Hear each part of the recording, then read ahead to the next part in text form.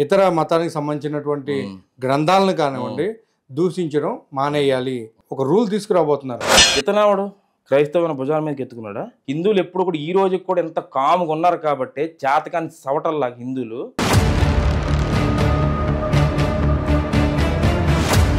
పాకిస్తాన్ వాళ్ళంతా లుచ్చా నా కొడుకులని మీరు మాట్లాడుతున్నారు. అది ఇంకా తక్కువ, అది తప్పు అని చెప్తున్నాను నేను.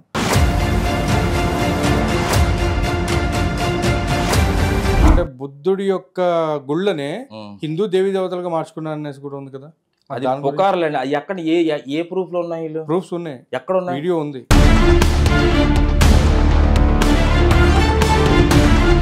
కొన్ని మంచి వర్డ్స్ ఉంటాయి, అవి మనం తీసుకుంటాం. అవును. అదేవిధంగా ఇప్పుడు ఇందులో ఉన్నటువంటి ఏదైతే చెడ్డ వర్డ్స్ అనేది మనం మాట్లాడుతున్నామో, కొన్ని మీరు చెప్పిన స్టోరీ ఏదైతే ఉందో దాని ప్రకారం మనం ఆలోచిస్తే ఆ విధంగా మనం బిహేవ్ చేయొద్దు, ఆ విధంగా నువ్వు ఉండొద్దు అని చెప్పి దేవుడు మీకు చెప్తున్నా అని చెప్పి వీళ్ళు మాట్లాడుతున్నారు. దేవుడు బ్రోకరా? అంటే నీకు ఎంతమంది స్త్రీలను ఇచ్చిన తర్వాత కూడా నువ్వు ఎలా తప్పు చేస్తావు? అంటే నీకు నేను ఇస్తున్నాను ఎంతమందిని.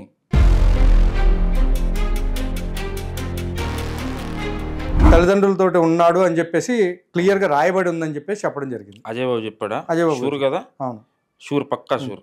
తల్లిదండ్రులు అంటే మరి పరిశుద్ధాత్మ వాడు ఆడు జోకర్ గడ పరిశుద్ధాత్మ. యెహోవాకి ఎవరైనా వ్యభిచారం చేస్తానండి లంగాలు ఎత్తి చూసే హ్యాబిట్ ఉందండి యెహోవాకి. నిజంగా దేవుడైతే ఎందుకు పారిపోతాడండి? అక్కడ మెయిన్ స్ట్రైకింగ్ పాయింట్ ఇదే. నేను నా ఛానల్లో పారిపోయి దేవాలయంలో దాగున్నాడు.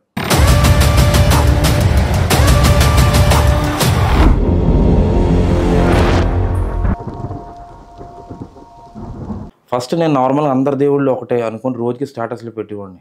Jesus is also God, Allah is also God, Shiva is also God, all are one అనేసి పెట్టుకునేసరికి అలాగ మెల్లిమెల్లిగా ఫస్ట్ విజయ్ కుమార్ మాట్లాడింది, భరతమాత కోసం తిట్టింది. సో వాడికి మెసేజ్ పెట్టాను. ఫస్ట్ శ్రీకృష్ణుడు బొమ్మ ఉండేది. ఫస్ట్ ఆ బొమ్మ చూసి డీపీ చూసి వాడు బ్లాక్ చేసేసాడు తన నెంబర్. వాయిస్ మెసేజ్ పెట్టాను, can I call you sir అనేసి. ఆడు బొమ్మ చూసి కాల్ చేసి, ఎందుకంటే వీళ్ళు మాట్లాడే దమ్ము లేదు. నెక్స్ట్ అదే కిందన హనీ జాన్సన్ అనే ఒక బగ్గర్ గడ ఆడు ఉన్నాడు కదా, ఆడి ఒక వీడియో వచ్చింది. ఓకే, ఆ వీడియో వచ్చిన తర్వాత, ఆ వీడియో చూసిన తర్వాత నాకు టోటల్గా క్రైస్తవుల మీద సినారియో మారిపోయింది టోటల్. ఓకే, అంటే ఇప్పుడు మీరు టోటల్గా మారింది ఎక్కడ అంటే హనీ జాన్సన్ దగ్గర చాలా వరకు 100 to 200%. అదొకటి. దాని కింద నా నెంబర్ ఉంటే ఆడికి కాల్ చేసి నేను అడిగాను, ఏంటి సార్ ఇది ఇలా ఇతర దేవుళ్ళ గురించి ఇలా తీయడం ఎంతవరకు రైటు? అందరూ ఒకటే కదండి దేవుళ్ళు, అందరూ ఒకటే ఎలాగవుతారు దేవుళ్ళు? శివుడు దేవుడు ఎలాగవుతాడు, రాముడు దేవుడు ఎలాగవుతాడు? రివర్స్ నన్ను నా యొక్క మనోభావం మీద దెబ్బతీసినట్టు మాట్లాడాడు. మీ వాళ్ళకి వెళ్ళి చెప్పుకో అని చెప్పేసి, మీ వాళ్ళు అంటే మీ వాళ్ళు చేస్తుంది అని తప్ప మీ వాళ్ళు చేసింది చెప్పుకో అనేసి.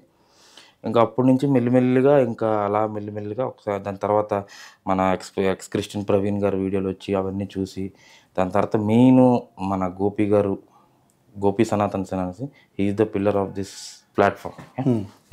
అయితే చూసి దాని తర్వాత ఒకళ్ళు వీడియోలు చూసి వాళ్ళ గ్రూపుల్లో మొత్తం జాయిన్ అయ్యి అసలు ఏం జరుగుతుందో చూద్దామని చెప్పగానే వీళ్ళు రాముడిని కృష్ణుని ఎంత ఘోరంగా మాట్లాడారో నేను ఈ చెవులతో విన్నాను. నేను ప్రాణం కంటే ఎక్కువ పూజించిన రాముడిని వీళ్ళ మాట్లాడేసరికి తట్టుకోలేకపోయాను.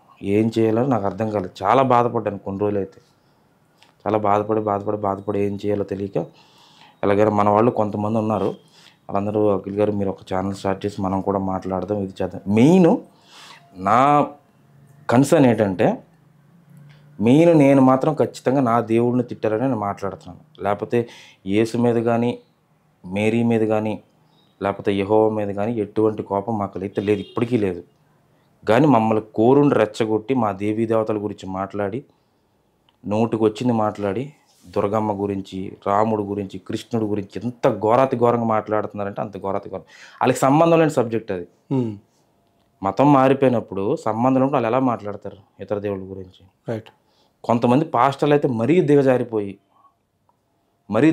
మాట్లాడుతున్నారు. రీసెంట్గా అజయ్ బాబు అన్నాడు మీ ఛానల్లో ఒకసారి మాట్లాడాడు. నేను ఇప్పుడు ఈ యొక్క ఛానల్ వైజ్గా నేను ఏం చెప్పదలుచుకుంటున్నానంటే, ఇది ఒక పాయింట్ నేను ఓపెన్ ఛాలెంజ్ చేసి చెప్తున్నాను. నాది చిన్న ఛానల్ అయినా సరే, నేను నా ఛానల్లోని ఆదికాండం నుంచి మలాకి వరకు మత్తయి నుంచి ప్రకటన గ్రంథం వరకు నా బైబిల్లో విత్ రిఫరెన్స్ టు మొత్తం పుస్తకాన్ని అంతా మేము లైవ్ చేస్తాం. మేము మా టీం మీ ఛానల్లో నా ఛానల్లో. అదే ఇఫ్ ఆడు కానీ కరెక్ట్ నిజంగా ఆడి గ్రంథాల గురించి తెలిసి ఉంటే భగవద్గీత కానీ ఏ గ్రంథాల గురించి అయితే మాట్లాడాడో ఆడికి ఓపెన్ ఛాలెంజ్ చేసి చెప్తాను, విత్ శ్లోకాలు తీసి ఆడు చదవగలడా, లేకపోతే అక్కడ ఉన్న సబ్జెక్ట్. ఇప్పుడు మీరు ఆడు అంటే మీరు చెప్పేది అజయ్ బాబు గారి గురించే? అజయ్ బాబు గురించి. ఎందుకంటే నా దేవి దేవతలను తిట్టాడు కదా, చాలా ఘోరంగా మాట్లాడాడు కదా. అంటే అదే అంటాను, అది మనకి ఖచ్చితంగా చేసే కెపాసిటీ ఆడికి ఉందా? ఇప్పుడు నేను మాట్లాడతాను ఎందుకంటే నేను చేసి నిరూపిస్తాను. నేను నాకు టీం ఉంది, చిన్న టీమే నాకు టీం ఉంది, ఆ టీంని పిలిపించి నేను చేస్తాను, ఖచ్చితంగా చేస్తాను. కానీ అదే సినారియోలోనే రామాయణంలోనే 24,000 శ్లోకాలు ఇటు చేసే కెపాసిటీ ఉందా? మహాభారతంలో శ్రీకృష్ణుడి గురించి మాట్లాడాడు, శ్రీకృష్ణుడు ఆ మహాభారతం 90,000 శ్లోకాలు చేసే కెపాసిటీ ఇడికి ఉందా? భగవద్గీతలు 701 శ్లోకాలు చేసే కెపాసిటీ ఇడికి ఉందా?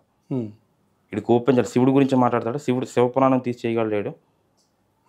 ఈడొక ఒక్క మదర్కే బోర్న ఏంటి ఇది చేసి చూపించమని చెప్పండి, ఇది మాత్రం నేను చెప్తున్నాను ఖచ్చితంగా. అర్థమైందా? లేకపోతే ఒక ఫాదర్కే కానీ ఇటు కానీ పుట్టుంటే నిజంగా అది చేసి చూపించమని చెప్పండి, అప్పుడు ఒప్పుకుంటాం. హిందూ గ్రంథాలు అనేవి తప్పని మేము ఒప్పుకుంటాం.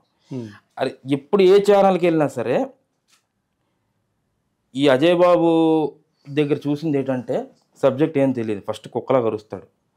ప్లస్ ఏంటంటే ఎస్సీ ఎస్టీల గురించి మాట్లాడతాడు, ఈ అగ్రకులాల గురించి మాట్లాడతాడు, ఈ కులాలకి గొడవలు పట్టాలని చూస్తాడు. ముస్లిమ్స్ వాళ్ళది కూడా ఉంది. కాకపోతే ఏంటంటే వాళ్ళు కూడా ఏంటంటే మేము తోపులు మెంతులు మాకు అందరూ భయపడతారని అనుకుంటున్నారు వాళ్ళు. కానీ వాళ్ళ గురించి ఇప్పుడు ఎవరో భయపడట్లేదు బాబు. హిందూ రాష్ట్రం ఇది, హిందూ దేశం, అందరినీ గౌరవించుకొని మంచిగా మెసిలితే చాలా బాగుంటుంది. అది వాళ్ళైనా వీళ్ళైనా అంతే తప్ప మా దేవి దేవతను తిట్టినా, ఏం రాముని తిట్టినా, కృష్ణుని తిట్టినా ఏమీ మాట్లాడకుండా ఉండాలంటే ఇది జరగదు ఎట్టి పరిస్థితుల్లో. నా వైపు నుంచి నేను అదే చెప్తున్నాను. అయితే విన్నాం, చాలా వినే నేను నా తరఫున ఇంకా చాలా చెయ్యాలని నాకు ఆతృత ఉంది. అయితే ఇంకో విషయం ఏంటంటే ఇప్పుడు రీసెంట్గా మీ ఛానల్లో జోహార్ శ్రీరామ్ అనే సినిమా ఒకటి తీస్తానని చెప్పాడు, షార్ట్ ఫిల్మ్ తీస్తానని చెప్పాడు. కానీ ఇప్పుడు నేను రియల్గా ఓపెన్ ఛాలెంజ్ చేసి చెప్తాను, 2 ఛాలెంజ్లు చేశాను. ఒక చిన్నోడు అంత అజయ్ బాబు అంటే ఏజ్ పరంగా ఆడికి క్వశ్చన్ చేస్తున్నాడంటే అది ఒక్కసారి తీసుకోండి. నిజంగా ఆడికి ఇప్పుడు దమ్ముంటే ఇప్పుడు తీయమని చెప్పండి జోహార్ శ్రీరామ్, ఇప్పుడు తీయమని చెప్పండి. రాముడి గురించి ఇప్పుడు బేసికల్గా ఉన్నది ఉన్నట్టు మాట్లాడాలి. ఇప్పుడు లేనిది ఉన్నది కల్పించుకొని మాట్లాడితే కరెక్ట్ కాదు. కనీసం ఇన్ని ఛానల్లోనే రాముడు సూసైడ్ చేసుకున్నాడు మాట్లాడాడు. ఎన్నిసార్లు మాట్లాడి ఇంకా అది నేను కంట్రోల్ చేసుకుంటాను వర్డ్స్, బికాస్ నేను ఛానల్లో ఉన్నాను కాబట్టి. లేకపోతే ఇంకో టైప్లో వద్దు వాయిస్ మాది. అయితే రాముడు గురించి ఘోరంగా మాట్లాడాడు. సీతమ్మ గురించి అయితే రావణాసుడి దగ్గరికి వెళ్ళిన తర్వాత సీతమ్మ వచ్చి గర్భవతి అయింది. వీడు చదివాడు అసలు వీడికి చెప్పాల్సిన అవసరం ఏంటి? అసలు మేము మా గ్రంథాల గురించి చెప్పాల్సిన అవసరం ఏంటండి వీళ్ళు క్రైస్తవులకి? వాళ్ళు మా కొంపలకు వచ్చి అడుక్కు దుబ్బుతున్నారు కాబట్టి మేము ప్రశ్నిస్తున్నాం. వీడిని చేయమని చెప్పండి, రామాయణం మీద వీడిని ప్రూవ్ చేయమని చెప్పండి, అంటే ఒక వీడియో చెప్పండి. ఎంతసేపు అక్కడ ఇది జరిగిపోయింది, ఇక్కడ ఇది జరిగిపోయింది అడుక్కు దబ్బడమే తప్ప దేనికైనా ఒక ప్రూఫ్ చూపించాడా? ఏ వీడియోలో చూపించాడా?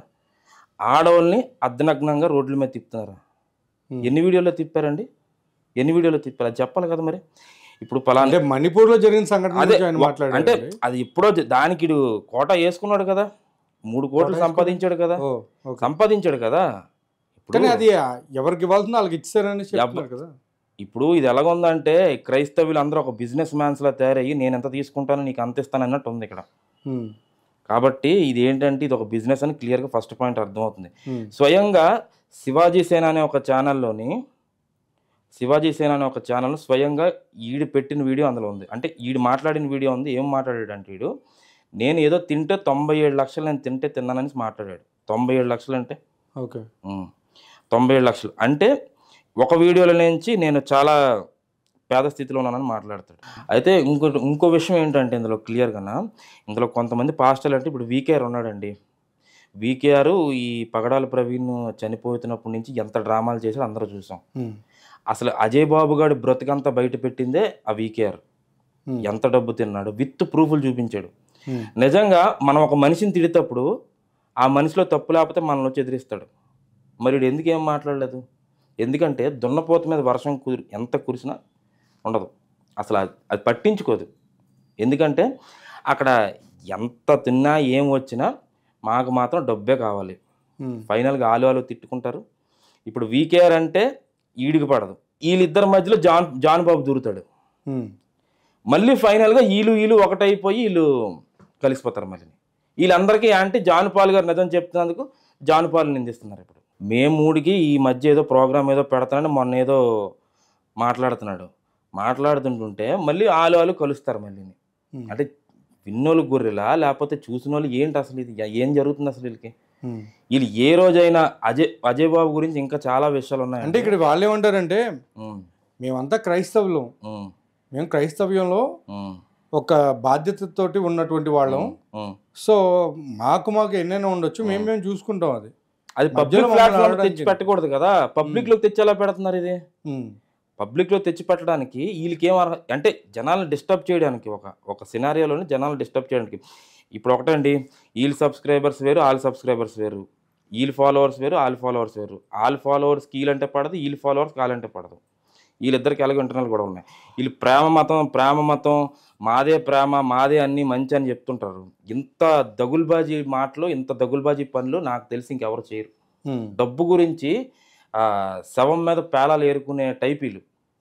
ప్రవీణ్ గారు, పగడాల ప్రవీణ్ ఎవరైతే చనిపోయారో అతని విషయంలో కూడా మెయిన్ బ్యాడ్ చేసింది వీళ్ళే. ఈ సోకాల్డ్ మతోన్మాదులు అనాలి. అసలు అతను చనిపోయారనే బాధ కూడా లేకుండా వీళ్ళు అకౌంట్ నెంబర్లు పెట్టి డబ్బులు అడుక్కునే వీళ్ళ ఉద్దేశం ఏంటంటారు చెప్పండి? అసలు ఏంటి ఉద్దేశం? ఒక మనిషి చనిపోతే దాని గురించి మనం చింతించాలి, బాధపడాలి, వాళ్ళ కుటుంబానికి మన బాధ తెలపాలి, ఇలా జరిగింది అనేసి. ఎవరైతే వాళ్ళ సహధర్మచారిణి గారు ఉన్నారో అయితే వీళ్ళు అది చేయడం మానేసి మాకు అకౌంట్ నెంబర్ పెట్టాం, మాకు డబ్బులు వేయండి. అంటే అదే మాట వీళ్ళని అడిగితే వాళ్ళు ఏం చెప్తున్నారంటే, ప్రవీణ్ పగడాల గారు వాళ్ళకి అన్ని కూడా సమకూర్చేశారు, వేరే వాళ్ళ మీద ఆధారపడకుండా. ఎవరికి సమకూర్చేశారు? ఆ ఫ్యామిలీకి. వీళ్ళకి ఎందుకు ఆ ఫ్యామిలీ గురించి? వీళ్ళకి అసలు ఏం అవసరం? అక్క, బావ, తమ్ముడా? ఇప్పుడు ప్రవీణ్ గారికి నాకు తెలిసి అజయ్ బాబు కూడా ఒకసారి కూడా కలిసి ఉన్నాడు. సొల్లు 100 చెప్తారు. హిందూ గ్రంథాల గురించి చెప్తున్నారు కదా, అలా సొల్లు ఎన్నైనా చెప్తారు. దానికి దీనికి సంబంధం లేదు. కాకపోతే వాళ్ళ ఫ్యామిలీ విషయంలో వీళ్ళు ఎంటర్ అవ్వడమే తప్పు. అసలు 100% తప్పు. ఆ చనిపోయిన ఫ్యామిలీ, కానీ అది ఫ్యామిలీ ఇష్యూ కాదు, అది క్రైస్తవ్యానికి సంబంధించింది. ఎలాగవుద్దండి? ఎందుకంటే మరి ఆయన క్రైస్తవ్యం గురించే మాట్లాడాడు ఎన్నో స్టేజెస్ మీద అని చెప్పేసి మాట్లాడుతున్నారు. సో ఆయన క్రైస్తవ్యానికి సంబంధించిన వాడు, అది ఒక్క కుటుంబానికి సంబంధించిన పర్సన్ కాదు అని చెప్పి వీళ్ళే కొన్ని వీడియోస్ పెట్టడం కూడా జరిగింది, కొన్ని సభల్లో మాట్లాడడం కూడా జరిగింది. ఇది అంటే మీరు చెప్తున్న సినారియోలు ఎలా ఉందంటే, అంటే వీళ్ళు చేస్తున్న సినారియో మీరు చెప్తున్నారు. అంటే ఇప్పుడు క్రైస్తవులు అనే వాళ్ళు కుటుంబీకులు, ఈ సొంత కుటుంబీకులు ఎవరైతే వాళ్ళ కుటుంబీకులు కాదు. ఇప్పుడు నిజంగా కుటుంబీకులు ఎవరైతే ఉన్నారో వాళ్ళు వచ్చి మాట్లాడుకుంటూ వీళ్ళెందుకు అలాగా ఎంక్వైరీలు చేసేసి వాళ్ళు చంపేశారు, వీళ్ళు చంపేశారని మాట్లాడటం. ఎవడో ఈ వార్నింగ్ ఇచ్చింది? ఆ సమీ అన్నలు వార్నింగ్ ఇచ్చారు. దాని తర్వాత ఎవరు ఇతను, అందులోనే రంజీ తోఫీర్ అన్నాడు ఒకడు ఉన్నాడు, అతను వార్నింగ్ ఇచ్చాడు. రంజీ తోఫీర్ పేరు ఒక్కడు కూడా తీయలేదు. మరి వీళ్ళు ఏ రకంగా వీళ్ళు క్రైస్తవ్యాన్ని కాపాడుతారని మీరు ఎలా అనుకుంటున్నారు? ఇక్కడ ఇప్పుడు లాజికల్గా ఉంది. ముఖ్య ఎలాగ ఉందంటే ఇలా తిప్పి తీసుకెళ్ళడం కంటే ఇక్కడ ఉందని చెప్పి సరిపోతుంది. ఇప్పుడు పగడాల ప్రవీణ్ చనిపోయారు. చనిపోయిన తర్వాత ఇప్పుడు నిందించాల్సింది ఎవరు వార్నింగ్ ఇచ్చారో వాళ్ళని నిందించాలి. తిట్టింది ఏంటి ఒకడు, ప్రశ్నించింది ఏంటి ఒకరిని, గోల పెట్టింది ఏంటి ఒకరిని. కనీసం మీ దగ్గర ఏమైనా ప్రూఫ్లు ఉన్నాయంటే ఒక్కడ దగ్గర ప్రూఫ్లు లేవు. ఆ జాన్ బెన్నీ లింగం, ఆడి పేరు జాన్ బీ లింగం, ఏమన్నాడు ఆడు? ఒక్కసారి బైబిల్ పక్కన పెడితే ఆయన ఓకే చెప్పండి. ఆయన చెప్పిన మాట ఏంటంటే, ఒక్కసారి బైబిల్ మేము పక్కన పెడితే ఊచకోతకు వస్తాం అనేసి చెప్పడం జరిగింది. ఎవరిని కోస్తాడు అంటే ఇటు క్రైస్తవుడా లేకపోతే ఇటు రౌడీ షీటరా ఏంటి?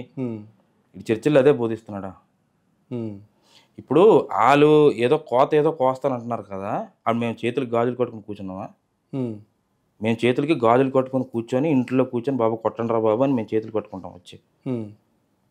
నోటుకు వచ్చి వీళ్ళు ఉట్టిదే బయట ప్రపంచానికి చూపించడానికి మేము. ఇప్పుడు గురువుగారు రాధా మనోహర్ దాస్ గారు కూడా అదే చెప్తున్నారు కదా, ఒక బాబు మీకు వచ్చిన డబ్బు మీరు ఇతర దేవుళ్ళ గురించి మనకు మాట్లాడాల్సిన అవసరం లేదు. ఇప్పుడు నిజంగా గురువు రాధా మనోహర్ దాస్ గారు పేరు మీరు తీశారు కాబట్టి నాకు ఇప్పుడు ఈ క్వశ్చన్ మిమ్మల్ని అడగాల్సి వస్తుంది. ఇప్పుడు రాధా మనోహర్ దాస్ గారు బొకడా బైబుల్ అని చెప్పి మాట్లాడేంతవరకు కరెక్ట్, అది ఒక వర్డ్ యూజ్ చేసి ఇది లా బుక్ అని చెప్పడం ఎంతవరకు కరెక్ట్? మరి రాముని తిడితప్పుడు ఎందుకు మాట్లాడలేదు? శివుడు గురించి అంత ఘోరంగా షార్ట్ ఫిల్మ్ తీసేటప్పుడు ఎందుకు మాట్లాడలేదు? శివుడు గురించి అంత ఘోరంగా షార్ట్ ఫిల్మ్ తీసేటప్పుడు మరి ఎందుకు ఈ పాస్టర్లు ఏం చేస్తున్నారు అప్పుడు? శివుడు గురించి అంత ఘోరంగా తీసినప్పుడు అక్కడ వైజాగ్ లో కుక్క ఉంటది, హనీ జాన్సన్ అనే కుక్క. ఆ కుక్క నోటుకు వచ్చిన తెల్లవారితే హిందూ దేవి దేవతల గురించి మాట్లాడుతుంది. ఈ సాంబశివరావు అని ఆడికి నెత్తి మీద ఏకలు ఇవ్వలేని యేసు ఈ జనాలకి ఏమిస్తాడట? ఆడెంత ఘోరంగా మాట్లాడాడు, హిందూ దేవుడిని ఎంత వల్గర్గా మాట్లాడాడంటే సీతమ్మ గురించి, హనుమంతుడి గురించి అంత వల్గర్గా మాట్లాడాడు. వాళ్ళందరిని ఎందుకు ప్రశ్నించట్లేదు వీళ్ళు? మీరు అలా మాట్లాడడం తప్పు. ఇప్పుడు మన అభినవ్ ఎవడో దర్శనం ఉన్నాడు కదా, బెగ్గర అడుక్కుంటున్నాడు కదా డబ్బులు, ఈ ప్రవీణ్ గారు చనిపోతేప్పుడు. మేము ఎవరిని తిట్టాం, క్రైస్తవులు ఎవరిని తిట్టరట. నేను ఆ వీడియోలు చూస్తే మాట్లాడితే క్రైస్తవులు ఎవరిని తిట్టరు, క్రైస్తవులు వీళ్ళు తెల్లారు లేచి చేస్తుంది పని అదే కదా. అంటే ఇప్పుడు ఆయన కూడా మొన్న మన దానిలో ఇంటర్వ్యూ ఇవ్వడం జరిగింది, ఆయన నేను అడగడం కూడా జరిగింది. అడిగినప్పుడు ఆయన చెప్పింది ఏంటంటే మొత్తం అందరికి కూడా కెమెరాలో చూసి ప్రతి ఒక్క క్రైస్తవుడికి చెప్పింది ఒకటే, ఎవరైనా సరే వేరే హిందూ దేవీ దేవతలను కానివ్వండి, ఇతర మతానికి సంబంధించినటువంటి గ్రంథాలను కానివ్వండి దూషించడం మానేయాలి. వెరీ సూన్ నేను ఏదో దాన్ని అంటే ఒక రూల్ తీసుకురాబోతున్నారంట. ఇతనెవడు క్రైస్తవ భుజాల మీదకి ఎత్తుకున్నాడా? అదే ఇతను ఎవడు అంటున్నాను, ఎందుకు క్రైస్తవ భుజాల మీద ఎత్తుకున్న పర్సన్. ఇప్పుడు ఒకటండి, ఇప్పుడు అదే చెప్తున్నా. ఇప్పుడు మీరు కూడా వినండి, ఇక్కడ క్రైస్తవ్యాన్ని భుజాన్ని ఎత్తుకున్న పర్సన్ గానీ ఇప్పుడు మారబోతున్నాను. సిపిఎఫ్ అని ఒకటి పెట్టారండి. ఆ సిపిఎఫ్ లో మెయిన్ థింగ్ వచ్చేసి ఫస్ట్ అజెండా వచ్చి ఇతర దేవీ దేవతల్ని, ఇతర గ్రంథాలను దూషించకుండా ఉండటం అనేసి ఆయన చెప్పారు. చెప్పాలా? ఇది బెస్ట్ కామెడీ, చాలా మంచి కామెడీ చెప్పారు మీరు మాట. ఇది నాకు తెలిసి ఇప్పుడు మీరు చెప్పిన మాట comedy of the total year ఇది అవుతుంది మీరు చెప్పింది. ఎందుకంటే 25లోనా ఇతరుల దేవుళ్ళ గురించి తిట్టలేందే వాళ్ళ ప్రస్తావన ఉండదు, ఇది ఉండదు, ఇది జరగదు అసలు. యాక్చువల్లీ అసలు ఫస్ట్ ఆఫ్ ఆల్ క్రైస్తవ్యాన్ని భుజం మీద తీసుకోవడానికి ఇతను ఎవడు ఎందుకు నాకు అర్థం కాదు, ఇతనికి ఏం అర్హత ఉందనేసి. ఇప్పుడు నేను ఉన్నానండి, చాలా నాకంటే పెద్దోళ్ళు ఉన్నారండి ఎన్నో సంవత్సరాల నుంచి. ఇప్పుడు వాళ్ళందరూ నేను తీసుకుంటాను అని చెప్తే నేను ఒక పార్ట్ అవుతాను, నేను కూడా పని చేస్తాను అని చెప్తే ఒక అర్థం ఉన్నది. అప్పుడు నేను భుజం మీద తీసుకుంటాను, ఈయన భుజాన్ని వేసుకుంటున్నాడు. అది కాకంటే ఈయన ఒక సిపిఎఫ్ కూడా స్థాపించాడు కాబట్టి అలాగైతే రిజిస్ట్రేషన్ కూడా చేయించుకున్నాడు. హిందూ దేవీ దేవతల తిట్లు అందరూ తీసుకురమ్మన్నాడు సార్. వాళ్ళందరూ ఎవరైతే హనీ జాన్సన్ గారు మాట్లాడి అందరిని తీసుకొని ఫస్ట్ చెప్పు ఇక్కడ నుంచి అని చెప్తున్నారు. ఇక్కడ నుంచి అయినా ఇప్పటికే తగ్గితే పర్లేదు, ప్రాబ్లం లేదు. ఇప్పుడు వాళ్ళు కాముగుంటే హిందువులు ఎప్పుడు కూడా మాట్లాడే సమస్య లేదు. హిందువులు ఎప్పుడు కూడా ఈ రోజుకి కూడా ఎంత కాముగా ఉన్నారు కాబట్టి, చేతకాని సవటల్లాగా హిందువులు ఉన్నారు కాబట్టి వీళ్ళు సోకాళ్ళు క్రైస్తవులు ఇతర దేవుళ్ళని ఘోరంగా మాట్లాడతారు. మా కాలుతో ప్రాబ్లమే లేదు, ఇతర దేవీ దేవతలు నోటుకు వచ్చింది మాట్లాడుతున్నారు కాబట్టి మాకు ప్రాబ్లం అది. కాబట్టి మాకు ఇంకే ప్రాబ్లం లేదు వాళ్ళతోని. ఇతర దేవీ మీరు నీ దేవుడిని రెస్పెక్ట్ ఇచ్చినట్టు ఇతర దేవుడిని ఎందుకు ఇవ్వలేకపోతున్నారు? అసలు ఏంటి ప్రాబ్లం? ఎందుకంటే పుస్తకంలో చెప్పింది మీకు అలా చెప్పారు కాబట్టి ఫస్ట్ ఆ పుస్తకాన్ని బ్యాన్ చేయాలి ఫస్ట్. అది జరగలేని పని, ఎందుకంటే ఆల్రెడీ ఇది చాలా విపరీతంగా వీళ్ళు మతం మార్చడానికి తెల్లవారైతే మనకు ముష్టోళ్ళు వస్తారు చూసారా, ఆ ముష్టోళ్ళలాగా వీళ్ళు వచ్చి మా ఇంటికి వచ్చి అడుక్కుంటారు. ఇంకో విషయం ఏంటంటే ఇప్పుడు ఈ బైబిల్ మాట్లాడితే తెల్లవారైతే ఇది పరిశుద్ధ గ్రంథం ఇంటి ముందు తెచ్చి పంచుతున్నారు. ఇది కొన్ని కంట్రీస్లో బ్యాన్ చేశారు, మెయిన్లీ అమెరికాలోని ఉటావా అనే రాష్ట్రంలోని దీన్ని బ్యాన్ చేశారు. క్లియర్గా వీడియోస్ వచ్చాయి, అంత ఎందుకు గూగుల్లో కూడా ఉంది క్లియర్గా. ఇంక గూగుల్ సమాచారానికి వస్తే కూడా చాలా ఉంది. అది యాక్చువల్లీ అందులో ఏంటంటే పిల్లలకి అది చదివితే పిల్లలు పాడైపోతారు. వల్గారిటీ అండ్ వైలెన్స్, ఇప్పటికీ గూగుల్లో కొట్టి చూడండి ఉటావా అని చెప్పేసి బైబిల్ అని కొట్టండి, కొడితే వల్గారిటీ అండ్ వైలెన్స్ అంటే, వల్గారిటీ అంటే అది తెలిసిందే కదా, వైలెన్స్ అంటే యెహోవా చేసింది. వైలెన్స్ ఈజ్ ద ఫ్యాషన్లా ఉంటుంది కదా, వీళ్ళని చంపడం. ఇక్కడ ఎలాగంటే ఎవడ తప్పు చేస్తాడో ఆడిని చంపడు, ఎవడ తప్పు చేస్తాడో ఆడిని చంపడు, ఎవడైతే తప్పు చేయడో ఆడిని చంపుతాడు వెళ్ళి. ఇది ఈ దేవుడి యొక్క స్పెషాలిటీ ఏంటంటే తప్పు చేసిన వాళ్ళ చంపాలి అసలు. యాక్చువల్ తప్పు చేసిన నిందించాలి. ఈ సెకండ్ పుస్తకానికి వచ్చేసరికి తప్పు చేసిన వాళ్ళని క్షమిద్దాం అంటాడు. ఇదేం కాన్సెప్ట్ అసలు, వరస్ట్ కాన్సెప్ట్ ఇది. తప్పు చేసిన వాళ్ళని క్షమించినట్టండి నాకు అర్థం కాదు. ఇప్పుడు వెళ్ళి ఒక అమ్మాయిని మర్డర్ చేసేస్తాడు, రేప్ చేస్తాడు, ఆయన క్షమిస్తామా? అలాగైతే మొన్న చాలా రేపులు జరుగుతాయి, అందరం క్షమిద్దామా? ఇప్పుడు మన దేశం మీద ఏదో అటాక్ చేశారు, వాళ్ళని క్షమిద్దామా? ఇది తప్పు కాన్సెప్ట్ యాక్చువల్లీ. ఈ తప్పు కాన్సెప్ట్ అంటే కాన్సెప్ట్. ఇప్పుడు ఆ తప్పు చేసిన వాళ్ళు మనం క్షమించకూడదండి, అంతే. కానీ ఆ తప్పు చేయకుండా కూడా చాలా మంది కూడా ఆ తప్పుకు బాధ్యతను వహించాల్సిన పరిస్థితి ఏర్పడింది కదా పాకిస్తాన్లో. పాకిస్తాన్లో అది కాదండి, అది ఓకే, నేను అంటుంది దాని గురించి కదా, నేను ఎగ్జాంపుల్ చెప్తున్నాను అంతే, జస్ట్ తీసుకున్నాను. యాక్చువల్లీ పాకిస్తాన్లో పెద్ద లుచ్చాగల్లాలు, వాళ్ళకి అసలు అసలు అసలు నీతి జాతి అనేది లేదు.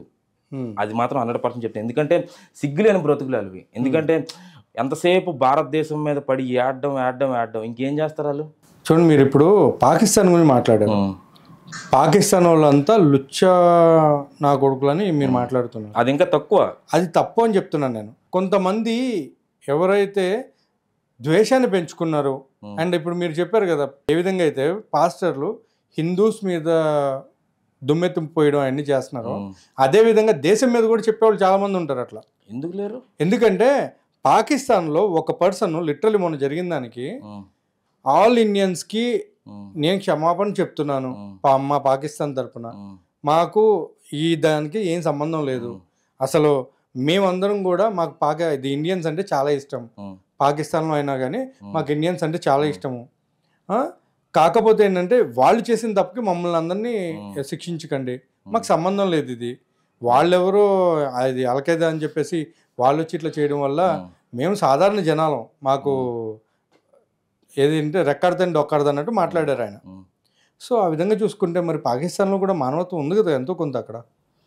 అక్కడ మానవత్వం అనేది ఉంటే హిందువులు ఎందుకు అంత తగ్గిపోతారు? ఇప్పుడు అక్కడ హిందువులు లేరంటారా? నేను చెప్తాను అన్న, ఇప్పుడు మానవత్వం ఎక్కడుందో ఏ ధర్మంలో నేను చెప్తాను 100%. మానవత్వం అనేది అక్కడ ఒకప్పుడు ఎంతమంది ఇప్పుడు ఇండియా పాకిస్తాన్ వేరే అయిపోయిన తర్వాత కొంతమంది హిందువులు అటు వెళ్ళిపోయారు. వాళ్ళందరినీ ఎంత ఘోరాతి ఘోరంగా వీళ్ళు ఆడవాళ్ళని అయితే చెప్పకూడదు, కానీ అసలు నిజంగా అల్లాయి క్షమించడు 100%. నేను ఒకటి చెప్తున్నాను బ్రదర్, ఏంటంటే ఇక్కడ మళ్ళీ మీరు అర్థం చేసుకొని ట్రై చేయండి. ఇక్కడ ముస్లిమ్స్ అయినా హిందూస్ అయినా కానివ్వండి, వాళ్ళకి ఒక గ్రూప్కి ఒక పర్సన్ ఉంటాడు, వీళ్ళని రెచ్చగొట్టకపోతే అట్లాంటి ఘోరాలు జరుగుతాయి అంటారా జరగవంటారా? వాళ్ళు రెచ్చగొట్టారు కాబట్టి అవన్నీ జరిగినాయి నా ఉద్దేశం. ఎందుకంటే చాలా వరకు కూడా ఏ ఒక్క పర్సన్ కూడా వాళ్ళ ఫ్యామిలీని, వాళ్ళ పిల్లల్ని, లేకపోతే వాళ్ళ కుటుంబాలని వదులుకొని ఒకరిని చంపడానికి పరిగెత్తుకుని వెళ్ళడనే నా ఉద్దేశం.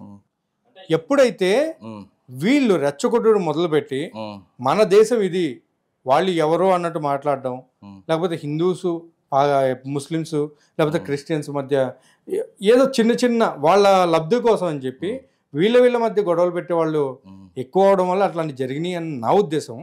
కాకపోతే అంటే మీరు పాకిస్తాన్ గురించి అన్నారు కాబట్టి, బట్ పాకిస్తాన్లో మొన్న జరిగిన, ఇప్పుడు మీరు అన్నారు కదా పాకిస్తాన్లో వాళ్ళందరూ కూడా ఇదని, అదే ప్లేస్లో ఉన్నటువంటి ఒక ముస్లిము ఎంతోమంది హిందూస్ని దాటిచ్చాడు. ఇండియా కదా, ఇండియన్. అందుకే అంటే సినారియో అదే, ఎందా నుంచి నేను అదే చెప్తున్నాను. ఇప్పుడు 100%లో తీసుకుంటే మొత్తం 100% హిందువులు కరెక్ట్ అనట్లేదు నేను. తప్పుడు మనుషులు, ఇప్పుడు అఘోరీలు అంటే తప్పుడు మనుషులు కూడా ఉన్నారు. అలాగే ముస్లిమ్స్లో కూడా, కాకపోతే ఎక్కువ శాతం వీళ్ళు ఉన్నారు. అంటే ఎక్కువ శాతం క్రైస్తవులు, ఎక్కువ శాతం ఇతర దేవీ దేవతలను తిట్టి ఇతరుల మనోభావాలను దెబ్బతీస్తున్నారు. First point. ఇప్పుడు వీళ్ళు వచ్చేసి ఇప్పుడు కొంతమంది ఎవరైతే ఉన్నారో విగ్రహాలని, మొన్న తెలంగాణలో దేవి దేవతని కాల్దవుతున్నారు. ఫస్ట్ చాలామంది ముస్లిమ్స్ వచ్చి నించున్నారు అక్కడ. అవును, వాళ్ళే అన్నారు వాడిని తీస్తే అందరి ముందు ఉరి తీసేయండి రోడ్డు మీద, లేదు అంటే మాకు అప్పచెప్పండి మేమే చంపేస్తాం. ఇప్పుడు ఈవెన్ దో ముస్లిమ్స్ అంటే ఇప్పుడు ఇండియాలోని యాక్చువల్లీ ఉన్నారు, కొంతమంది ఉన్నారు ఈ ఇండియాలో బ్రతుకుతూ బయట దేశ పాకిస్తాన్కి సపోర్ట్ చేసేవాళ్ళు. అలాంటి వాళ్ళు దుర్మార్గం. ఇప్పుడు మనం సేవ్ చేశారు ఒక అన్న ఎవరో, హీఈస్ గ్రేట్ పర్సన్. అలాంటి వాళ్ళు వస్తే మాకు ప్రాబ్లం లేదు, రైట్? బికాస్ ఇండియా అనేది హిందువులది మాత్రమే. అదే హిందుస్థాన్ అని ఎందుకన్నారు? హిందూ స్థాన్ వేరు చేయండి రెండింటిని. స్థాన్ అంటే ఏంటి? ప్లేస్. హిందూ అంటే హిందువులు అంటే హిందువులు ఉండే స్థానాన్ని హిందుస్థాన్ అంటారు. ఇప్పుడు పాకిస్తాన్ కూడా ఎవరిలో భాగం? పాకిస్తాన్లో ఎవరిలో భాగం? ఇప్పుడు ఆఫ్ఘనిస్తాన్కి చరిత్ర ఏంటి? పాత చరిత్ర ఏంటి? రామాయణం. బలి అనే ఏరియాలోనే ఇప్పుడు రాళ్ల మీద రామాయణం మొత్తం చెక్కేసి ఉంటుంది. అది చరిత్ర అంటే. 2000 సంవత్సరాల ముందు ఎవడో వచ్చి చచ్చిపోయాడు, మా గురించి అది పీకాడు, ఇది చేశాడు అని చెప్తే అది చరిత్ర అవ్వదు, కల్పితం అవుతుంది. ఎందుకంటే వీళ్ళు రాసుకునేదో ఏం చేసుకునేదో. అసలు యేసు ఎప్పుడు పుట్టాడు? 2000 సంవత్సరాల ముందు పుట్టాడండి. ఇండియాలో ఉన్న గుళ్ళు చరిత్రలే కొన్ని ఆ చరిత్రల గురించి మనం అసాసినేట్ చేయలేం. కొన్ని వేల సంవత్సరాలు. కైలాష్ టెంపుల్ ఎలా కానీ ఇప్పుడు హిందూస్ అయినా కానీ అంటే బుద్ధుడి యొక్క గుళ్ళనే హిందూ దేవీ దేవతలుగా మార్చుకున్నారు అనేసి కూడా ఉంది కదా. అది పుకార్లండి. అది ఎక్కడ ఏ ప్రూఫ్ లో ఉన్నాయి? వీళ్ళు ప్రూఫ్స్ ఉన్నాయి, ఎక్కడ ఉన్నాయి? వీడియో ఉంది. ఇప్పుడు కంబోడియాలో ఒక గుడి ఉంది. సరే, నేను మీకు ఆ వీడియో నేను పెడతాను, ఓకేనా? అది మీరు చూడండి, తర్వాత అది నేను చెప్తాను. అలాగే హిందూ గుళ్ళు కూడా చాలా కూలగొట్టారు కదా. ఇప్పుడు కంబోడియా ఒక గుడి ఉంది, కంబోడియాలో పెద్ద గుడి, బ్రహ్మదేవుడిది పెద్ద విగ్రహం. అందులోని హిందూ గుళ్ళు కూడా కూలగొట్టారు, ఇది కూడా కూలగొట్టారు. కానీ ఒక్కటే చరిత్ర అంటే మాత్రం భారతదేశం మాత్రమే చరిత్ర, ఇంకేవి కూడా చరిత్రలు కాదు, అన్ని కల్పితాలు. హిందూది మాత్రమే చరిత్ర నేను అంటాను. చరిత్ర అక్కడి నుంచి వచ్చిన వాళ్ళు ఎవరు వచ్చినా సరే ఓకే 100% చరిత్రనే స్టార్ట్ అయింది అక్కడి నుంచే. 100 to 200%. వీళ్ళకి ఉందే చరిత్ర అంటే మేము ఆ చరిత్రలోకి వెళ్ళదలుచుకోలేదు కూడా, వెళ్ళదలుచు. కానీ ఇప్పుడు గుళ్ళు తీసుకున్న, టెంపుల్స్ తీసుకున్నా, భక్తులు ఎవరు? ఇప్పుడు అన్నమయ్య గారు లాంటి వాళ్ళు, భక్త తుకారాం గారు ఇలాంటి వాళ్ళు వాళ్ళ దాంట్లో ఉన్నారా?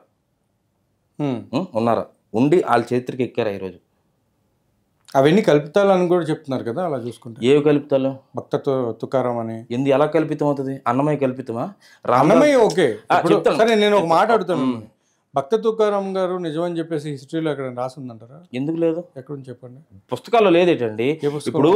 ఇప్పుడు ఎన్ని ఉన్నా ఏ పుస్తకంలో ఉంది చెప్తాను ఉండండి. మీరు దాన్ని చెప్పనివ్వండి. పుస్తకాలు వాళ్ళ చరిత్రలో ఉంటది. ఇప్పుడు భక్తరు అతని చరిత్ర చదివితే మీకు తెలుస్తుంది. అతని చరిత్ర ఎక్కడ, ఏ చరిత్రలో ఉంది? పుస్తకాలు ఉంటాడు. బ్రహ్మం గారి చరిత్ర ఎలాగ వచ్చింది అంటారన్నా మీరు? మరి అదే విధంగా ఇక్కడ కూడా చరిత్రలు ఉన్నాయి కదా. ఏముంది ఇక్కడ? ఏ పుస్తకాలు ఉన్నాయి? ఇప్పుడు బైబుల్లో అయినా కానీ మీరు చెప్పినటువంటి ఇందరు బుక్స్ ని మీరు కోట్ చేశారు, మరి అవన్నీ హిస్టరీకి సంబంధించిందే కదా. ఏ పుస్తకాలు? బైబిల్లో కూడా చరిత్రలే అనేసి చెప్తున్నారు కదా. అదే అంటాను. నేను అంటుంది అంటే చరిత్రకి ఎక్కడ డివోటీస్ కావాలంటే ఇప్పుడు వాళ్ళకి ఏం చరిత్ర ఉంది అంటే, ఇప్పుడు ఉదాహరణకి లోతు ఉన్నాడండి, లోతు అనుకుందాం, లేదా లోతు వద్దు, డేవిడ్ విషయం తీసుకుందాం. ఓకే, డేవిడ్ విషయం తీసుకుందాం. డేవిడ్ భక్తుడు, ఎంత దుర్మార్గం పనిచేసాడు అందులోనే. పనికిమాల దుర్మార్గుడు అంటే అందరికన్నా లుచ్చగాడు, లోఫర్గాడు ఎవరు? దావీద్ గాడు అందులోనే. ఈ దావీద్ అన్నోడు ఎంత దుర్మార్గుడు అంటే, మరి వీడి దగ్గర నుంచి ఏం ప్రేరేపణ నేర్చుకోవాలి, ఏం ఆదర్శంగా తీసుకోవాలి? ఇప్పుడు అబ్షలోం గాడు కానీ, అమ్నోన్ గాడు కానీ ఏం ఆదర్శంగా తీసుకోవాలి నేను ఖచ్చితంగా అడుగుతున్నాను. సో ఇంకోటి ఏంటంటే నాగేంద్ర అన్న, ఇప్పుడు వీళ్ళు చేసిన పనులు ఎంత దుర్మార్గంగా ఉంటాయంటే, ఆ దావీద్ అన్నోడు సొంత ఆడి దగ్గర పనిచేసిన ఒక సైనికుడు భార్యను తీసుకొచ్చి ఈడు దాంతో సెక్స్ చేసి దాని మొగుడినే చంపించి బెస్టిబాన్ తీసుకెళ్ళి ఉంచుకుంటాడు. ఉంచుకొని మళ్ళీ దేవుడు ఎంత దుర్మార్గుడు అంటే, యెహోవానుడు ఎంత దుర్మార్గుడు అంటే, దావీదుకి ఏం చెప్తాడంటే, నువ్వు నీకు ఎంతమంది కన్యలు నేను ఇచ్చాను అంటే, అక్కడ బ్రోకరిజం చేసినట్టే ఉంటుంది క్లియర్గా. 2 సమూయేలు 12వ అధ్యాయం మొత్తం తీసుకుంటే మనం అదేందా, ఇప్పుడు నేను నీకు ఎంతమంది కన్యలు ఇచ్చిన తర్వాత నువ్వు మళ్ళీ ఎందుకు ఈ తప్పు చేస్తావు? ఆడు తప్పు చేస్తే, దావీదు తప్పు చేస్తే అక్కడ ఆడు కొడుకును మొత్తుతాడు. ఇది ఎంతవరకు నిజాయితీ అనేది?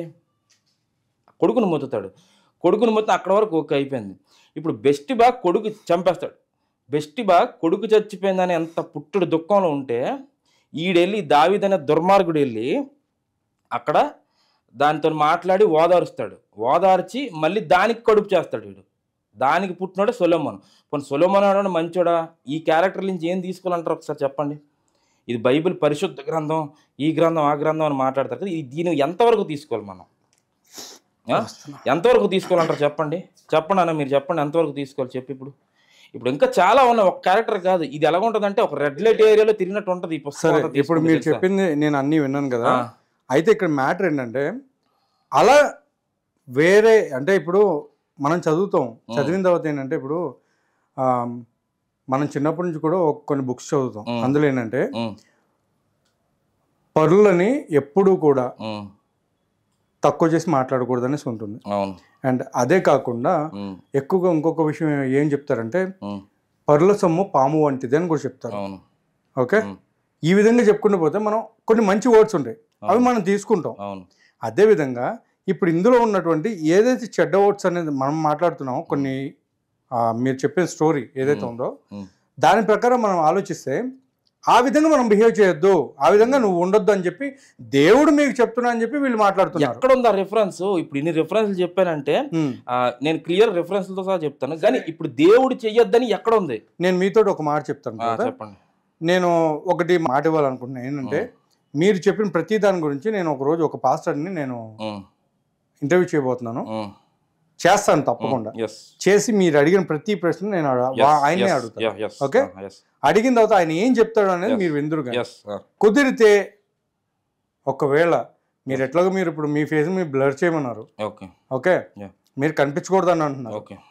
ఒకవేళ రేపటి రోజు మీరు అడిగిన ప్రతి క్వశ్చన్కి ఆన్సర్ కనుక వస్తే డైరెక్ట్ ఇద్దరిని కూర్చోబెట్టి చేస్తాను. ఓకే, అంటే ఇప్పుడు ఇందులోని వక్రీకరించకూడదు మెయిన్. అందులో ఇప్పుడు దేవుడు చేసిన తప్పేమో, దేవుడు చేసిన తప్పు లేదు, మానవులు చేసిన తప్పు అది కాదు. ఇప్పుడు దేవుడు క్లియర్గా రిఫరెన్స్ ఉంటుంది అక్కడ, 2వ సమయంలో ఉంటుంది ఇది రిఫరెన్స్. నేను నీకు ఎంతమంది స్త్రీలను ఇచ్చాను అంటే దేవుడు బ్రోకరా? దేవుడు బ్రోకరా అంటే నీకు ఎంతమంది స్త్రీలను ఇచ్చిన తర్వాత కూడా నువ్వు ఎలా తప్పు చేస్తావు అంటే, నీకు నేను ఇస్తున్నాను ఎంతమందిని ఇచ్చినా సరే నువ్వు తప్పు చేస్తున్నావు అంటే అక్కడ ఏంటి సినారీ ఏం తీసుకోవాలి? ఇప్పుడు లోతు చేసిన తప్పుకి శిక్ష ఏదండి? ఇప్పుడు రోడ్డు పక్కన కూర్చున్న తామార్ని ఈ యోధ అన్నాడు మూలపురుషుడు మళ్ళీని. ఈ యేసు వంశావళికి మూలపురుషుడు. ఆ యోధ అన్నాడు ఏం చేశాడు అక్కడ అంటే, యోధ కోడలతో సెక్స్ చేశాడండి. మరి దేవుడు ఏం చేస్తున్నాడండి అక్కడ అంటే, ఇది భావితరాల మీద ఎఫెక్ట్ పడదా, ఇబ్బంది పడదా? ఇప్పుడు ఈ బైబిల్ పరిశుద్ధ గ్రంథం అని ఎవరైనా చిన్నపిల్లలు చదివి నిజంగా ఇది నిజం అనుకుని అది ఫాలో అయితే, ఇది నిజమే అనుకొని, ఈ యొక్క ఫీలింగ్ నిజం అనుకొని, పోనీ అమ్నోన్ గడు ఏం చేశాడు, అబ్షలోం గడు ఏం చేశాడు, వీళ్ళందరూ బయట వాళ్ళతో చేసే తప్పలేదు, సొంత కుటుంబీకులతోనే. అందులో ఇంకోటి ఏంటంటే, ఇది రెగ్యులర్గా మాట్లాడుకుందే ఆదికాండం 38, 8, 9, 10 రిఫరెన్స్లోని వీర్యం బయటికి పంపేస్తాడని చెప్పేసి ఆయన చంపుతాడు. అది అంతే, అది నిజంగా ఉన్నది, నేను లేనిది చెప్పట్లేదు కదా. ఆదికాండం 38, 8, 9, 10లోని ఆదికాండం 38, 8, 9, 10 రిఫరెన్స్లు రాసుకోండి. ఆ మొత్తం అంతా ఆదికాండం 38వ అధ్యాయం అంతా చదివితే ఈడు కోడలతోని సెక్స్ చేస్తాడు రోడ్డు మీద. ఇప్పుడు ఒక వ్యభిచారి ఉన్నాడండి, ఆడు వెళ్తాడు ఎక్కడికో, వెళ్ళిన తర్వాత ఆడు ఒక అమ్మాయిని చూస్తాడు, నువ్వు వస్తావా అని అడుగుతాడు. అంటే దానికి అర్థం ఏంటి? నువ్వు వస్తావా అని అడిగితే దానికి అర్థం ఏంటి? ఎందుకంటే వీడికి వేసుల దగ్గరికి వెళ్ళి అలవాటు ఉంటుంది కాబట్టి. అదే ఒక స్త్రీ నేను నీతో రావాలంటే నువ్వు నాకేమిస్తావు అంటే, ఒక పతివ్రత ఎవరైనా అంటారు అలాగా? అనలేదు. వ్యభిచారం అంటది కదా. అంటే ఇక్కడ తామారు కూడా వ్యభిచారే కదా. మరి దేవుడు ఎందుకు శిక్షించలేదు వాళ్ళని? ఎందుకు శిక్షించలేదు? దావీదు చేసిన తప్పుకి పిల్లల్ని ఎందుకు శిక్షించాడు? బ్రదర్, ఇప్పుడు మీరు ఇన్ని క్వశ్చన్లు వేస్తున్నారు కదా, సో మీకు అయితే ఇంకొక విషయం కూడా తెలిసి ఉండాలి. ఏంటి? బైబుల్ 27 సార్లు ఎన్నిసార్లు మరి చేంజ్ చేయబడడం జరిగిందనేసి. సో దీనిని ఎవరైనా వాంటెడ్లీ ఏదైనా స్వలాభం కోసం ఉన్న చేంజెస్ చేశారనేసి అనుకోవచ్చు అంటారా? ఎస్, దీన్ని చేంజ్ చేశారంటే దీన్ని మళ్ళీ స్టార్టింగ్ నుంచి మాట్లాడుకోండి. సేమ్ సినారియో, రైట్, 100% మంచి టాపిక్ మీరు రేస్ చేశారు.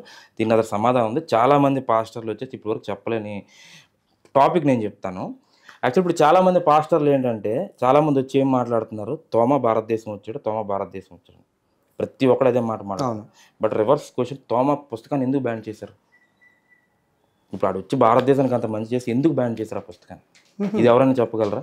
తోమా పుస్తకం టోటల్ లేదు, అది ది గాస్పెల్ ఆఫ్ తోమా లేదు కదా. అందులోని ఇప్పుడు ఒక హీరో బయోపిక్ రాస్తే స్టార్టింగ్ నుంచి లాస్ట్ వరకు మొత్తం అంతా ఉండాలి. మరి ఏసుది కూడా ఎందుకు లేదు అలాగా? ఏసుది ఎందుకు లేదు? ఇప్పుడు లోకా 2, 33, 34 రిఫరెన్స్లోని 12 సంవత్సరాల వరకు తల్లిదండ్రుల దగ్గర ఉండడం ఉంటుంది. అంటే తల్లిదండ్రులు అంటే దాని క్లారిటీ లేదు. అంటే నేను కూడా ఈ క్వశ్చన్ ఒకనొక పర్సన్ నేను అడిగానండి, ఆయన మొత్తం ఇట్లా ఎతికాడు కానీ లేదు సార్ అని చెప్పాడు. సరే, తర్వాత నేను మళ్ళీ అదే ప్రశ్నని అజయ్ బాబు గారిని అడిగితే ఆయన ఒకటే మాట చెప్పాడు, ఆయన తల్లిదండ్రులతో ఉన్నాడు అని చెప్పేసి క్లియర్గా రాయబడి ఉందని చెప్పేసి చెప్పడం జరిగింది. అజయ్ బాబు చెప్పాడా? అజయ్ బాబు షూర్ కదా? అవును, షూర్, పక్కా షూర్. తల్లిదండ్రులు అంటే మరి పరిశుద్ధాత్మ ఆడు జోకర్ గడ పరిశుద్ధాత్మ ఎవరు ఎందుకని? యేసోపు తండ్రి అయితే పరిశుద్ధాత్మ ఎవడు ఎందుకని? మరి యేసు ఎవరిని నా తండ్రి అన్నాడు? బేసికల్గా ఇది ఒక క్లారిటీ లేని పుస్తకం అండి. ఇది క్లారిటీగా చెప్తున్నాను, క్లారిటీ లేని పుస్తకం గురించి. మీరు అడిగిన దానికి నా దగ్గర సమాధానం ఉంది. చెప్పండి. ఇప్పుడు పరిశుద్ధాత్మ అనేది వీళ్ళు అది త్రిత్వాన్ని నమ్ముతారు వీళ్ళు ఎక్కువ. సో మళ్ళీ పరలోక వాలేస్తున్నారు మీరు. చెప్తా నేను ఇక్కడికి వస్తాను. పరలోకపు తండ్రి, జీసస్ క్రైస్ట్, పరిశుద్ధాత్మ, వీళ్ళ ముగ్గురు కూడా సపరేట్ బీయింగ్స్. కానీ వీళ్ళ ముగ్గురు ఒక్కళ్ళే అని చెప్తున్నారు. అండ్ వెరీ ఇంపార్టెంట్ థింగ్ ఏంటంటే ఈ జీసస్ క్రైస్ట్ ఎవరైతే ఉన్నారో ఈయన హెవెన్లీ ఫాదరే జీసస్ క్రైస్ట్ రూపంలో కిందకు వచ్చాడు అని మాట్లాడుతున్నారు. అండ్ జీసస్ క్రైస్ట్ కిందకు వచ్చిన తర్వాత మరి హెవెన్లీ ఫాదర్ పైన ఏం చేస్తున్నాడు అంటే ఈయన జీసస్ క్రైస్ట్ ఎవరికి ప్రేయర్ చేశాడనే క్వశ్చన్ కూడా నేను రైజ్ చేయడం జరిగింది అక్కడ. బట్ ఈయన ఫాదరే, ఆయన కూడా ఫాదరే, ఈయన దేవుడే, ఈయన కూడా దేవుడే, పరిశుద్ధాత్మ కూడా దేవుడే అని చెప్పేసి చెప్పడం జరుగుతుంది. మరి దీనికి మీరు ఇది 100% నైస్ క్వశ్చన్. యాక్చువల్లీ ఇక్కడ 3 సినారియోలు తీసుకున్నారు. అంటే ఇప్పుడు ఎవరెవరికి లింక్ పెడదాం? ఫస్ట్ యేసుకి యెహోవాకి పెడదాం, దాని తర్వాత పరిశుద్ధాత్మ చేద్దాం, ఎందుకంటే ఇది కొంచెం మధ్యన క్యారెక్టర్ కాబట్టి. ఈ 2 తీసుకున్నాం. యేసు యెహోవాని తీసుకుంటే యెహోవా ఫస్ట్ పెద్ద పుస్తకం ప్రకారం దేవుడు కాబట్టి యెహోవా ఏం చెప్తాడు? నేనే, నా ముందు కానీ నా తర్వాత కానీ వేరే దేవుడు ఉండడు. యెషయా 45 మొత్తం అధ్యాయం అంతా అదే ఉంటుంది. యెషయా 46 అధ్యాయం అంతా అదే ఉంటుంది. ద్వితీయోపదేశం 32, 39 కూడా అధ్యాయం అదే ఉంటుంది. మొత్తం టోటల్ ద్వితీయోపదేశం 32, 39లోని వాక్యం ఉంటుంది. నేనే, నా తప్ప వేరే దేవుడు అని చెప్తాడు. ఓకే, మొత్తం అంటే నా ముందు నేనే అంటే అర్థం ఏంటి? ఓన్లీ సింగిల్, అంతే కదా. అక్కడ సినారియో ఇద్దరు ఒకటంటే ఇంకో మెయిన్ నేను ఎగ్జాంపుల్ ఇస్తాను. యెహోవాకి ఎవరైనా వ్యభిచారం చేస్తానండి లంగాలు ఎత్తి చూసే హ్యాబిట్ ఉందండి యెహోవాకి. నహోము 3:5లోని లంగాలు ఎత్తి చూస్తాడు యెహోవా. అది ఉండదే కదా. ఎట్లా? ఇప్పుడు వ్యభిచార స్త్రీని చూస్తే లంగాలు ఎత్తి చూపిస్తాడు. ఇప్పుడు అది దైవత్వం ఎలాగవుతుంది? 1 and only పాయింట్. ఇప్పుడు వ్యభిచార స్త్రీని పట్టుబడింది అనుకో, దాన్ని కొట్టాలి, ఏదైనా చేయాలి, లేకపోతే వదిలేయాలి, లేకపోతే చంపేయాలి, ఏదో ఒకటి చేయాలి. లంగాలు ఎత్తి చూసి దాని మానాన్ని 10 మంది ముందు పెడితే అది ఎంతవరకు రైటు? నేను చెప్పిన రెఫరెన్స్లన్నీ లేదని ఏ పాస్ట్ అని చెప్పమండి, బాంచత్ నేను దాని తర్వాత నేను మాట్లాడతాను. దాని తర్వాత అది ఎందులో ఉంది? అది నహోము 3:5లోని లంగాలు ఎత్తి చూపిస్తాడు యెహోవా. నీ మానం అంటే నీ చెంగులు నీ తల మీదకెత్తి నీ మానాన్ని బయలుపరుస్తాను అంటాడు. అంటే చెంగులు ఎత్తి ఏం కనిపిస్తుంది అక్కడ ఆడవాళ్ళకి? తప్పదు. ఎస్ కదా. ఓకే, సో అది మనం మాట్లాడకూడదు. I'm extreme sorry for that. So next ఇప్పుడు అదొక సినారియో. అంటే అక్కడ మనం ఏం చూడాలి? యెహోవా క్యారెక్టర్. అదే యోహాను 8లోకి వస్తే ఒక వ్యభిచార స్త్రీని క్షమించమంటాడు యేసు. మరి ఇద్దరు ఒకటి ఎలాగవుతారండి చెప్పండి? ఒకడేంచి శిక్షించమంటాడు, ఒకడే శిక్షించేస్తాడు ఏకంగా. నీ లంగాలు ఒకడేంచి క్షమించమంటాడు. అది ఎలాగవుతుంది? ఇద్దరు ఒకటి. అంటే ఇప్పుడు మీరు చెప్పేదండి యేసు ప్రభువుకి సిలువ వేసింది కదా, దానికి కారణం యెహోవా యొక్క ఏదైతే కొన్ని ఆజ్ఞలు ఉన్నాయో వాటిని అతిక్రమించడమే. 100% అదొకటి. అండ్ ఆయన ఏ దేశంలో అయితే ఉంటాడో ఆ దేశంలో రాజు ఉన్నా కానీ లేదు నేనే మీ అందరికి రాజునే అని ఆయన బయలుపరుచుకోవడం, అది ఆయన చేసిన తప్పు. దానివల్లే సిలువ వేయబడడం జరిగిందని మీరు చెప్తారా? అంటే ఇక్కడ ఇద్దరు ఒక్కటవడానికి లేదు. ఇంకోటి ఏంటంటే నేనే అని చెప్పి అనేక అధ్యాయాల్లో చెప్తాడు, అనేక రిఫరెన్స్ ఉంటాయి. అలాగే యేసు దగ్గరికి వచ్చేసరికి ఏం చెప్తాడు? మత్తయి సువార్త 23:11, 10 రిఫరెన్స్ తీసుకుంటే రాసుకోండి కావండి, అందులో పర్ఫెక్ట్గా ఉంటాయి. మత్తయి సువార్త 23:10, 11 భూమి మీద పుట్టిన ఏ ఒక్కరికి తండ్రి అని పేరు పెట్టద్దు, మనకి తండ్రి ఒక్కడే పరలోకంలో ఉంటాడు. యేసు అన్నాడు మీ గురువు అని చెప్తాడు, క్రీస్తు అన్నాడు మీ గురువు అని చెప్పి. అంటే అక్కడ యేసుని ఎలా డిఫైన్ చేసుకుంటాడంటే, అంటే మనం అది ఎలా చెప్తున్నాం అంటే బైబిల్లోని రెడ్ లైన్స్ ఉంటాయండి, అవన్నీ యేసు చెప్పిన మాటలండి. ఓకే, సో అంటే ఏం చెప్తారంటే నువ్వు ఎవరిని మీరు తండ్రి అని పిలవద్దు, మనకి తండ్రి ఒక్కడే, ఆ తండ్రి పరలోకంలో ఉన్నాడు. పరలోకంలో ఎవరు ఉంటారండి? యెహోవా ఉంటాడు. మనకి తండ్రి ఒక్కడే, అంటే తండ్రి అంటే ఇన్ సెన్స్ దేవుడు. అక్కడ మనకు తండ్రి ఒక్కడే, ఆ తండ్రి పరలోకంలో ఉన్నాడు. అదే తర్వాత రిఫరెన్స్ ఏముంటుంది?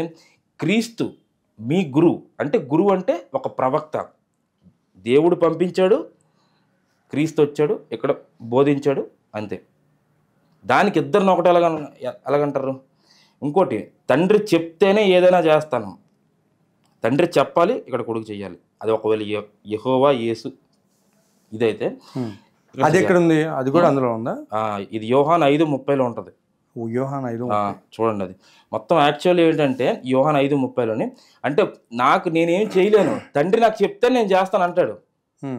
ఇంకోటి ఇందాక మీరు రాజు విషయం చెప్పారు కదా, అక్కడ మెయిన్ ఏంటంటే యేసు ఒక టిపికల్ క్యారెక్టర్ అనుకోవాలి.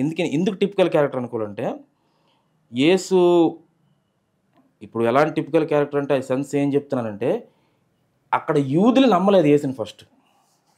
యూదులు నమ్మపోతే అక్కడ యేసు చెప్పిన మాటలు అక్కడ యూదులే నమ్మక పిచ్చోడని ముద్ర వేసి రాళ్లతో కొట్టబోతారు యేసుని. ఇది యోహాన్ 7, 8, 9 లాస్ట్ అధ్యాయంలో చూస్తే మనకి లాస్ట్ అది మొత్తం చదివితే మీకు ఒకసారి యోహాన్ 8, 9, 7, 8, 9, 3 చదివితే మీకు క్లారిటీ వచ్చేస్తుంది. అందులో మొత్తం అంతా అదే స్టోరీ, అధ్యాయాలు అవన్నీ. అందులో మన పాయింట్స్ చదువుకొని వెళ్ళిపోతే మనకు క్లారిటీ వచ్చేస్తుంది. ఎందుకంటే అక్కడ యేసుని కుదిరితే 10 కూడా చదవండి, ఇంకా మంచిది. అయితే అందులోని యేసు వెళ్ళి పిచ్చి మాటలు అంటే చెప్తూ ఉంటాడు. అక్కడ యేసుని నమ్మలేదు, నమ్మపోతే అక్కడ యేసుని కొట్టడానికి రాళ్ళు ఎత్తారు. నిజంగా దేవుడు అయితే ఎందుకు పారిపోతాడండి? అక్కడ మెయిన్ స్ట్రైకింగ్ పాయింట్ ఇదే. నేను నా ఛానల్లో పారిపోయి దేవాలయంలో దాగున్నాడు. ఎస్, పారిపోయి దేవాలయంలో దాక్కున్నాడు. ఇది కాదని కూడా చెప్పండి. నిజంగా దేవుడు అయితే ఎందుకు పారిపోతాడు అక్కడ అంటే వీళ్ళు ఎలా చెప్తారంటే పోర్ట్రేటింగ్ ఎలా చేస్తారంటే అక్కడ నటించాడు యేసు వచ్చేసి దిస్ దట్ అని చెప్తుంటాడు అని చెప్తారు వీళ్ళు.